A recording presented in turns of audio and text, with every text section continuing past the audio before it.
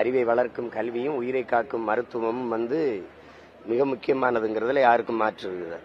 ஆனால் அது தரமா இருக்கா, எல்லாருக்கும் சரியா சமமா இருக்கா, அதானே இங்க கேள்வி. அதுதானே கேள்வி.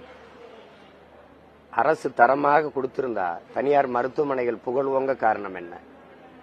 அரசு தனியா கொடுத்திருந்தா, சரியா கொடுத்திருந்தா தனியார் பள்ளி கல்லூரிகளில் கூட்டம் குவிய காரணம் என்ன? லட்சக்கணக்கான பணத்தை கொட்டி தான் கல்வியை பெற முடியும்னா ஏழை எளிய மக்கள் எல்லாரும் மருத்துவராகுங்கிறீங்க, டாக்டர் படிக்கணுங்கிறீங்க. இப்ப படிக்கிற வாய்ப்பு இருக்கான்னு முதல்ல சொல்லுங்க. நீட்டை கொண்டு வந்துட்டீங்க. உழைக்கும் அடித்தட்டு மக்களினுடைய மருத்துவ கல்விங்கிறது பெரும் கனவா போயிடுச்சு. அதுல தீய வச்சு கொளுத்திட்டீங்க. அதுக்கு மேலாக நான் நீட்லயே தேர்ச்சி பெற்று வந்தா கூட இது என்ன ஆகுது? ஒரு இடத்துக்கு 25 லட்சம் கேட்குறீங்க ஒரு ஆண்டுக்கு. அப்ப 1.5 கோடி 1.25 கோடி செலவு பண்ணி நான் படிச்சு வெளியில வரணும். இந்த பணத்தை யாரு கட்டுவா?